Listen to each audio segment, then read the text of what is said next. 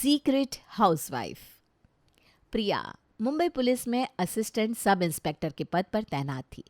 पिछले कुछ दिनों से शहर में एक चोर ने पुलिस की नींद उड़ाई हुई थी, क्योंकि ये चोर शहर के बड़े बड़े बिजनेसमैनों के यहाँ लाखों रुपए की चोरी कर रहा था, जिसके कारण पुलिस डिपार्टमेंट के ऊपर उसे पकड़ने के लिए बहुत दबाव था। सर, जय हिंद।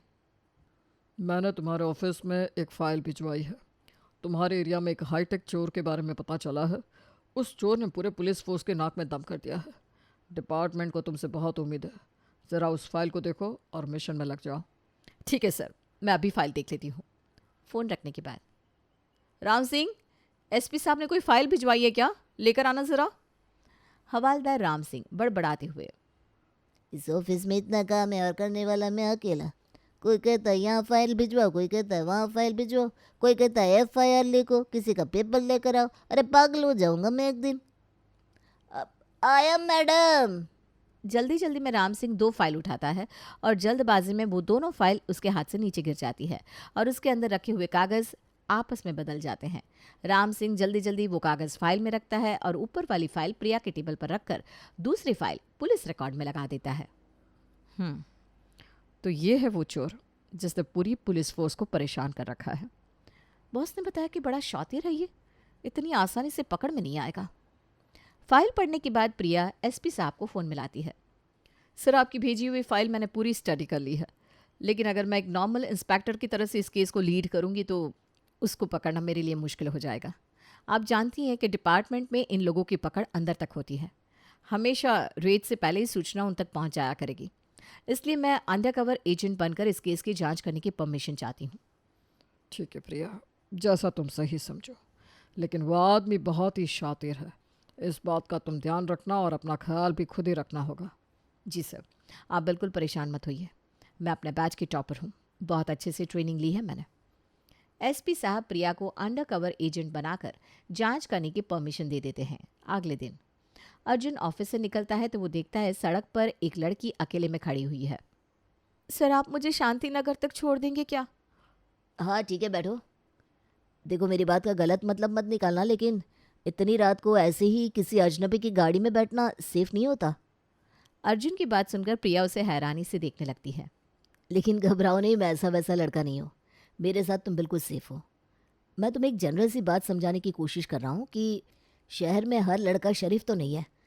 और तुम इतनी खूबसूरत हो, पढ़ी लिखी भी लगती हो, फिर ऐसी गलती करके क्यों अपनी लाइफ को खतरे में डाल रही हो? ठीक कहते हैं आप, मैं आगे से ख्याल रखूंगी।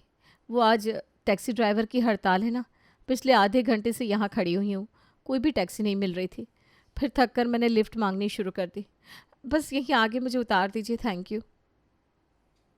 गाड़ी से उतरने के बाद प्रिया सोचने लगती है, बड़ा शरीफ क्रिमिनल है, मुझे सिखा रहा था कि कैसे अनजान लोगों की गाड़ी में नहीं बैठना चाहिए। मुझे तो लग रहा है कि कुछ ज़रूर उल्टी सीधी हरकत करेगा ये, तब मैं इसे दबोच लूँगी। चलो कोई बात नहीं, मैं भी इतनी आसानी से इसका पीछा छोड़ने वालों में से नहीं हूँ। आज नहीं तो कल कुछ तो गलती ज़रूर करेगा। अगले दिन अर्जुन अपने दोस्तों के साथ क्लब में पार्टी कर रहा था, तभी उसे वहाँ एक कोने में अकेले बैठे हुए प्रिया दिखाई देती है। अरे ये तो प्रिया ही है। अर्जुन अपना ड्रिंक लेकर प्रिया के पास जाता है। अरे प्रिया, तुम यहाँ क्या कर रही हो? पहचाना मुझे? हाँ हाँ, इतनी कमज़ोर याददाश्त नहीं है मेरी, अभी कल ही तो हम मिले थे।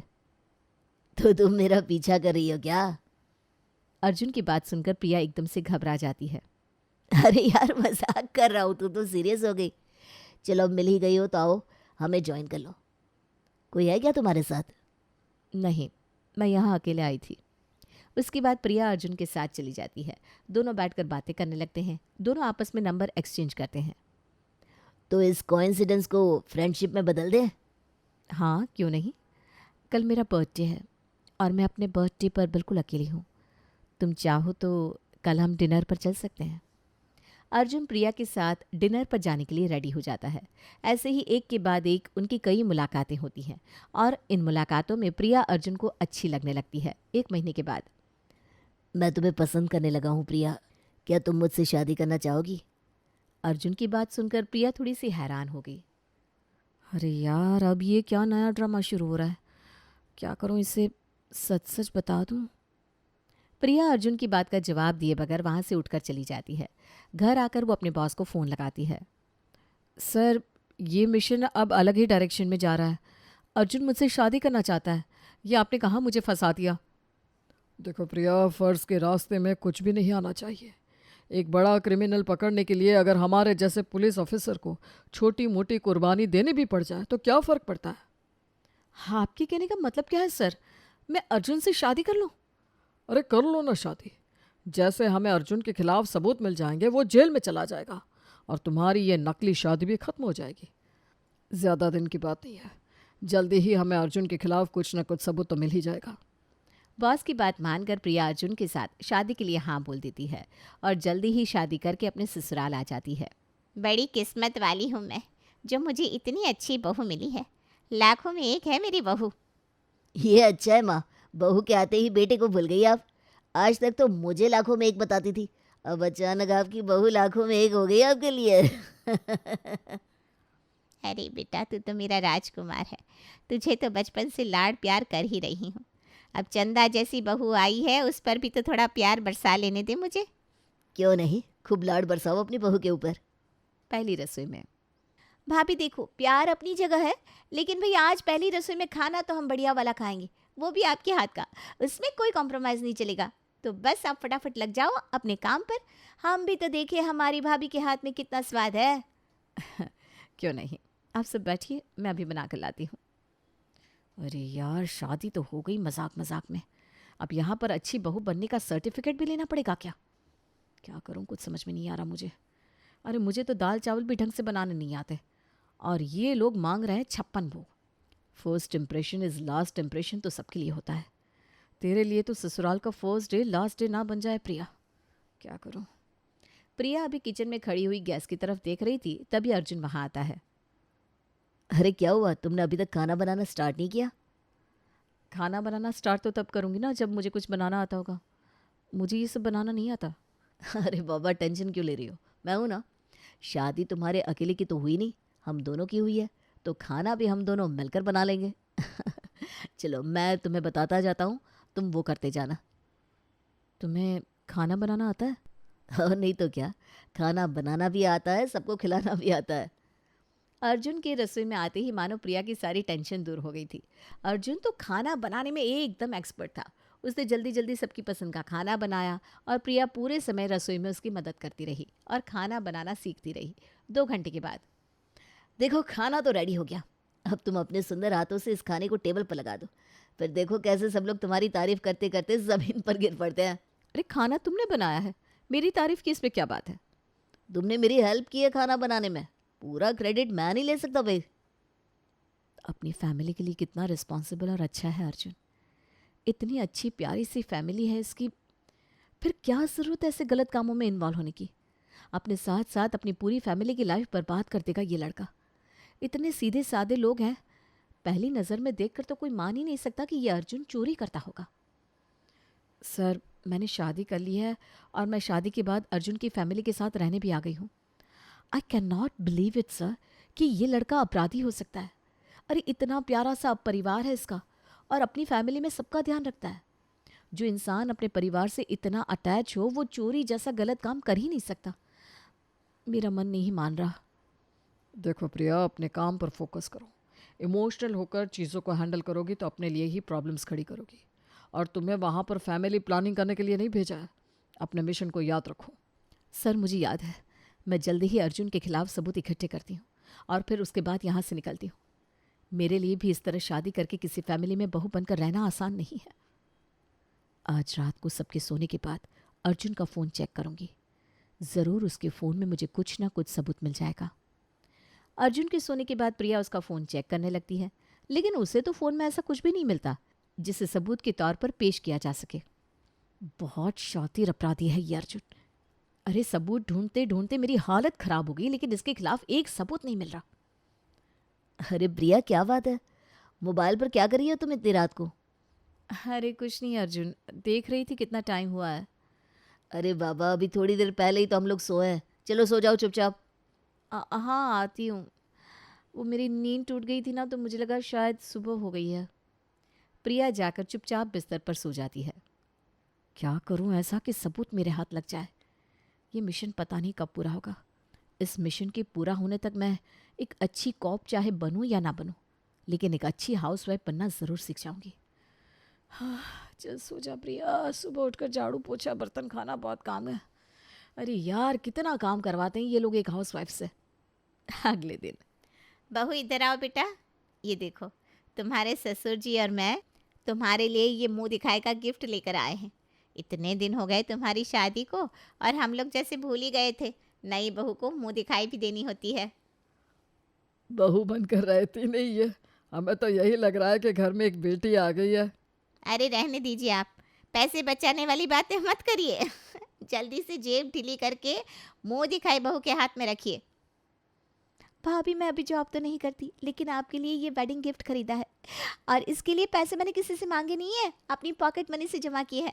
मेरी स्पेशल भाभी के लिए special gift. Thank you so much. आप सब लोग बहुत अच्छे हो।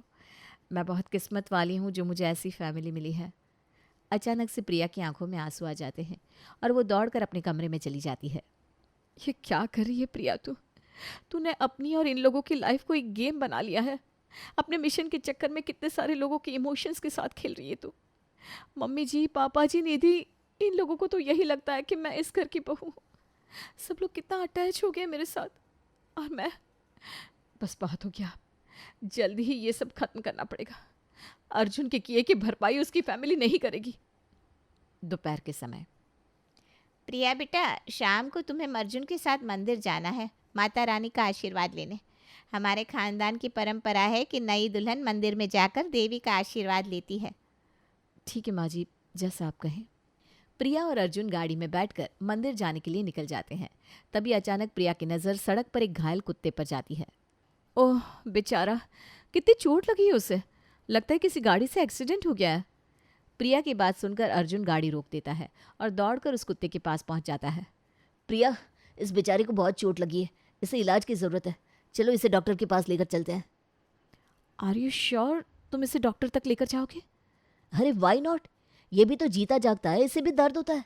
ऐसे कैसे इसे दर्द में देखकर अपनी आंखें बंद कर लो।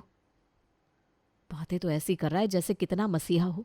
खुद 2 नंबर के काम करता है, क्रिमिनल एक्टिविटी में शामिल है, और दिखावा ऐसा जैसे कितना जिम्मेदार सिटीजन हो। चिंता मत करो मिस्टर अर्जुन, बस कुछ दिन की बात है।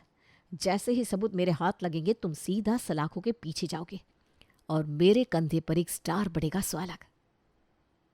अरे प्रिया बेटा, अभी अभी मेरा पैर फिसल गया और मैं सीढ़ी से गिर पड़ी हूँ। बहुत दर्द हो रहा है बेटा। ओ माय गॉड, आप हिलिए मत, मैं अभी आ रही हूँ। कहीं फ्रैक्चर हुआ तो दिक्कत पड़ जाएगी। प्रिया गाड़ी वापस मोड़ने को कहती है और जल्दी ही अर्जुन और प्रिया घर पहुंचते हैं और देखते हैं घर में बिल्कुल अंधेरा है। माँ जी, आप ठीक तो है ना?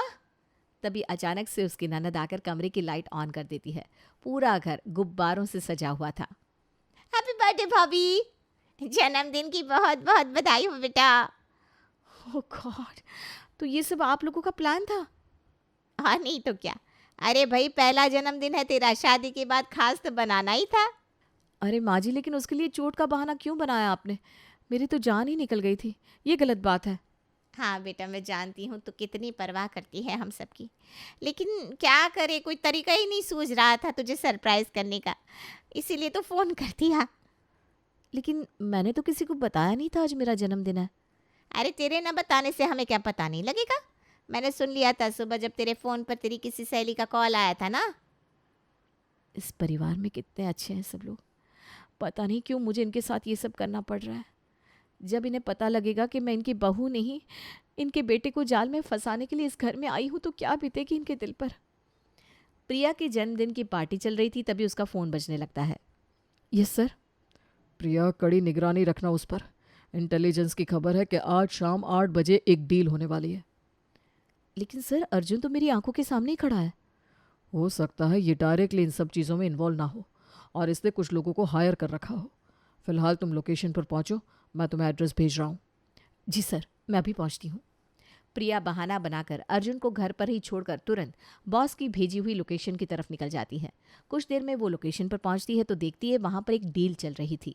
हैंड्स अप, अपनी जगह से हिलना मत। तुम लोगों को चारों तरफ से घेर लिया गया है।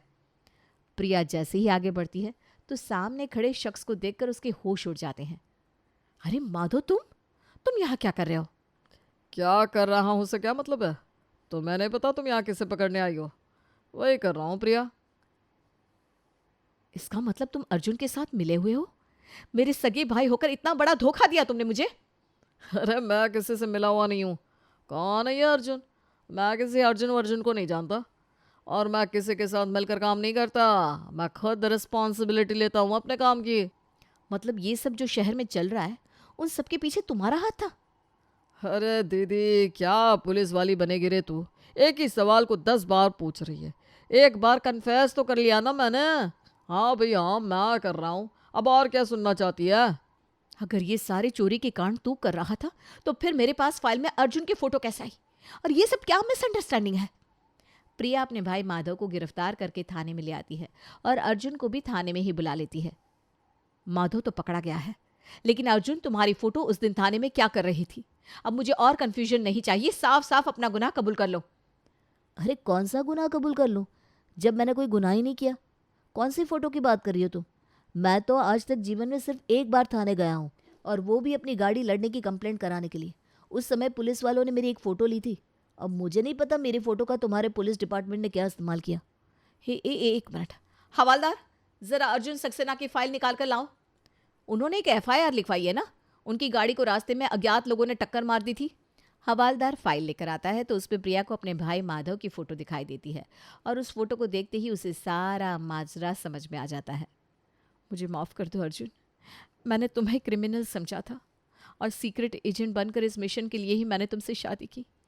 लेकिन शादी के बाद मुझे पता चला कि तुम बहुत अच्छे इंसान हो। सारी गलती इस कामचोर और हवालदार की है। इसने दोनों फाइलों की फोटो की अदला बदली कर दी, जिसकी वजह से मैं तुम्हें अपराधी समझने लगी। मुझे माफ़ करोगे ना?